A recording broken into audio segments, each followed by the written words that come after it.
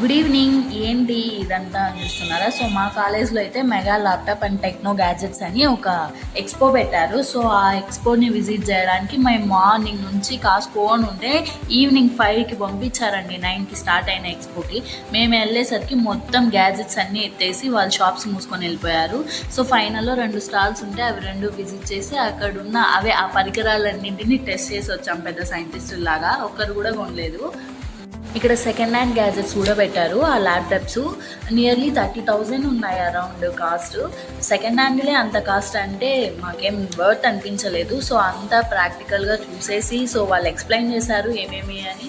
తర్వాత ఇంకా వచ్చేసామన్నమాట. ఆయన 500 బొక్క పెట్టుకొని వచ్చాము. దా అమ్మాయి చేతిలో పట్టుకుంది కదా, ఆ స్ప్రేస్ తీసుకున్నాము ప్రతి ఒక్కరికి. ఇంకా మాకు ల్యాప్టాప్స్ ఉన్నాయి, మేము ఎంబీఏ డిపార్ట్మెంట్ కదా.